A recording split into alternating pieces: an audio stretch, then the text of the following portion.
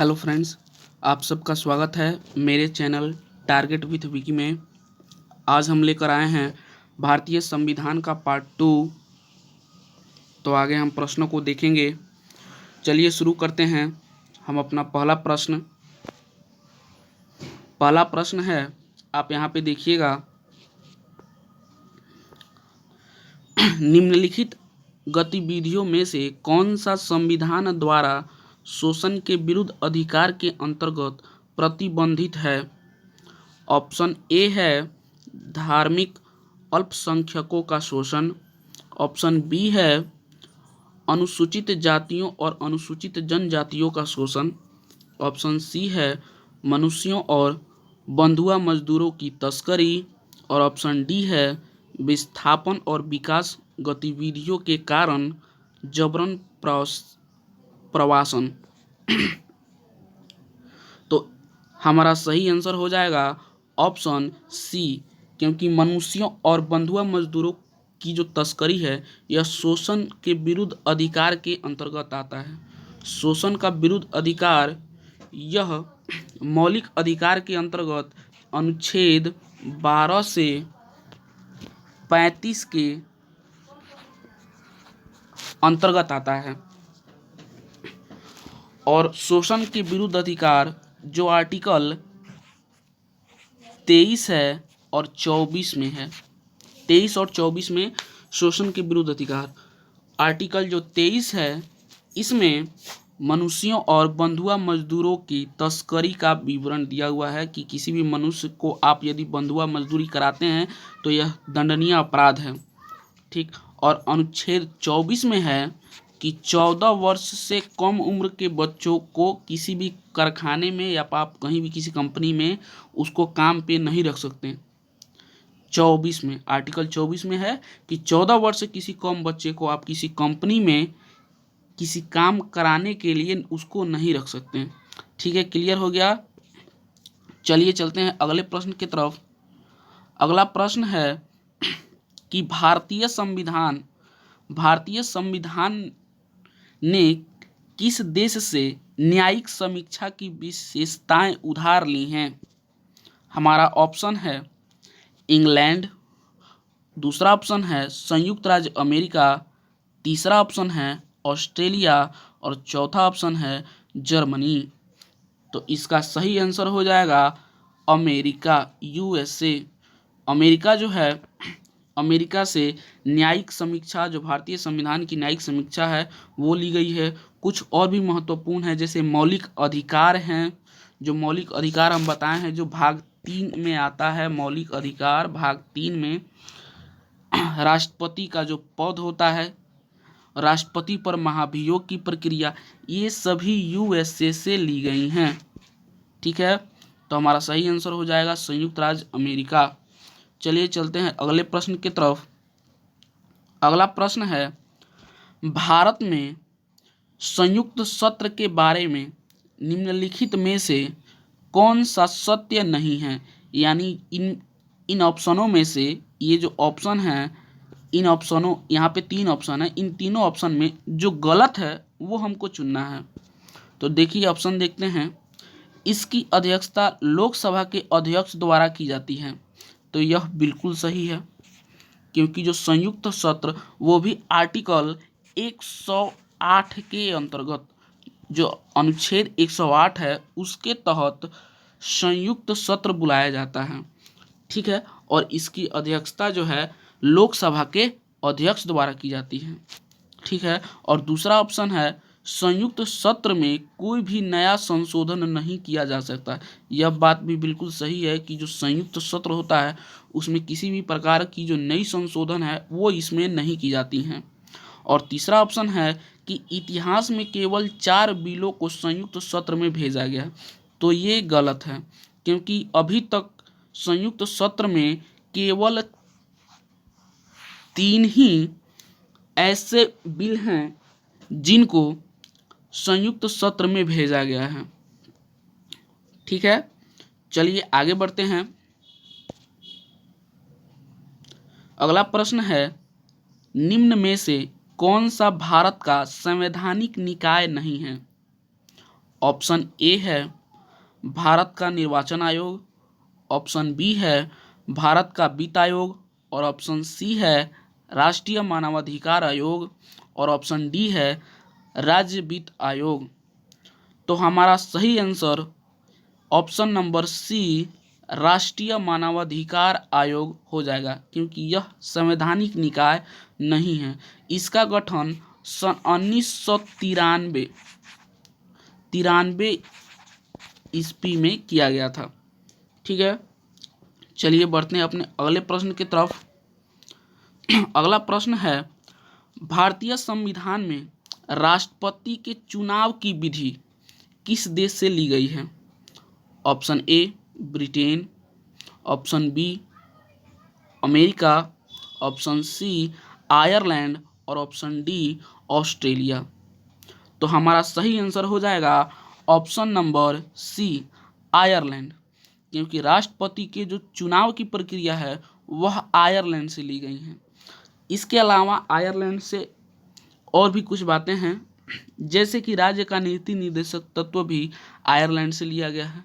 राज्य का नीति निर्देशक तत्व वह भाग 4 के अंतर्गत में आता है, और भाग 3 में मौलिक अधिकार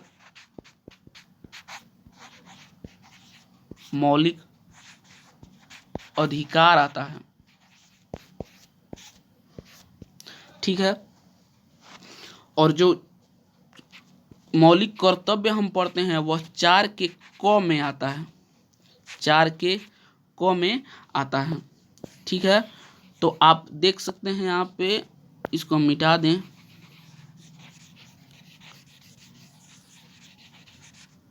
ठीक है, कि जो ऑप्शन मेरा सी है आयरलैंड, ये बिल्कुल सही है। ठीक है, चलिए अगले प्रश्न की तरफ चलते हैं। अगला प्रश्न है कि किस संवैधानिक संशोधन अधिनियम के द्वारा सहकारी समितियों को संवैधानिक स्तर प्रदान किया गया है? हमारा ऑप्शन है ऑप्शन ए 92वें संविधान संशोधन, ऑप्शन बी 95वें संविधान संशोधन, ऑप्शन सी 97वें संविधान संशोधन, और ऑप्शन डी 99वें संविधान संशोधन।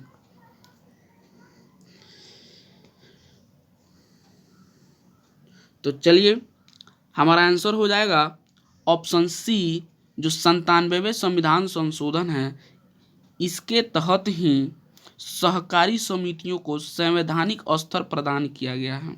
97वें संविधान संशोधन यह सन 2011 ईस्वी में हुआ था।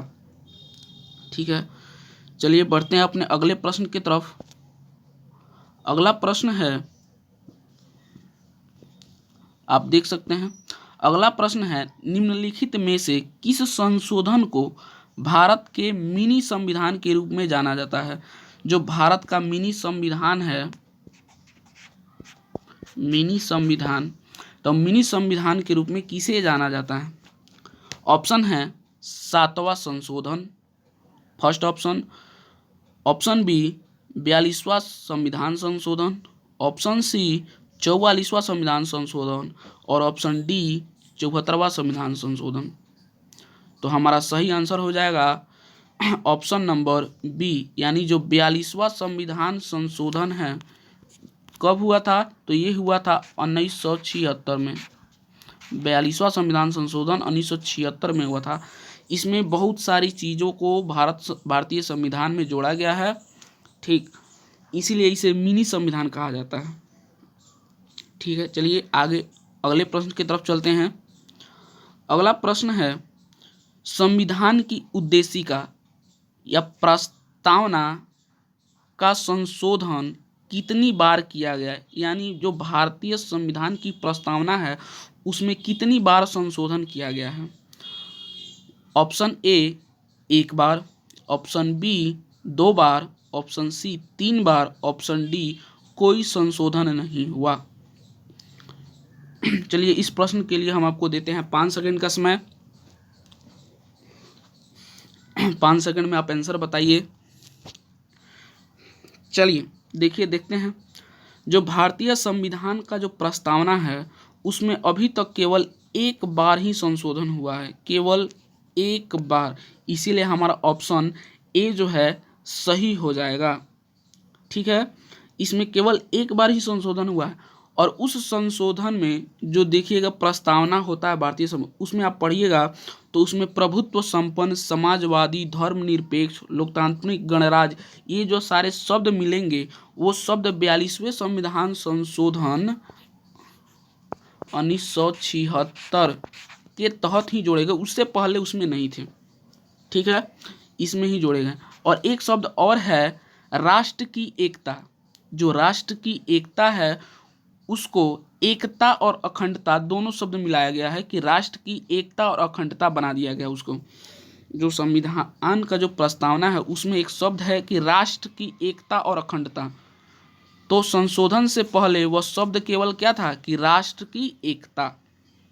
ठीक है, चलिए बढ़ते हैं अगले प्रश्न की तरफ। अगला प्रश्न है निम्नलिखित में से किसने संवैधानिक उपचार के अधिकार को भारतीय संविधान के हृदय और आत्मा की संज्ञा दी थी?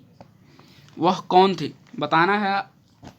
चलिए देखिए, फर्स्ट ऑप्शन है doctor Rajendra Prasad, option B में है भीमराव अंबेडकर, डॉक्टर भीमराव अंबेडकर, और ऑप्शन सी है पंडित जवाहरलाल नेहरू, और ऑप्शन डी है सरदार पटेल। तो हमारा सही आंसर क्या होगा? तो हमारा सही answer doctor Bhimrao Ambedkar. Doctor Bhimrao Ambedkar ही बताए थे कि जो संवैधानिक उपचारों का अधिकार है यह भारतीय संविधान का हृदय है या आत्मा है, ये डॉक्टर भीमराव अंबेडकर का कथन था।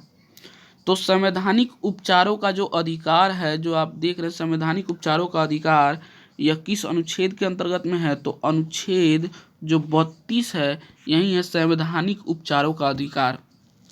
ठीक है, डॉक्टर भीमराव देखिए संविधान निर्माण में अनेक समितियां बनाई गई जिसमें एक थी प्रारूप समिति।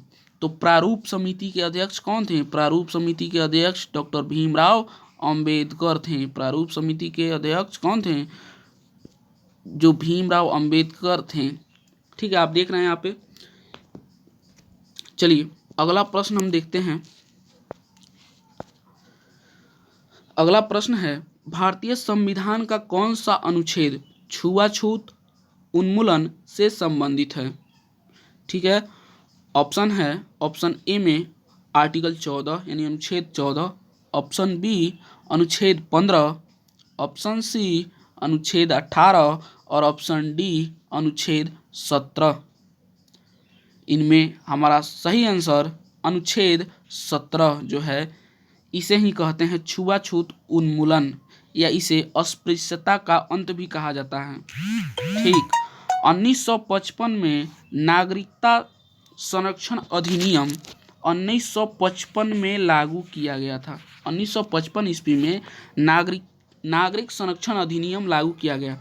उसमें बताया गया कि कोई भी व्यक्ति यदि छुआछूत की भावना रखता है तो वह दंडनीय अपराध है। ठीक है, इस संशोधन में यही कहा गया कि इस छुआछूत की भावना को क्या करना है? समाप्त करना है। तो चलिए धन्यवाद। आप वीडियो को लाइक कीजिए, वीडियो अच्छा लगा हो तो लाइक कीजिए, शेयर कीजिए। आपका एक लाइक हमें मोटिवेशन देगा। धन्यवाद।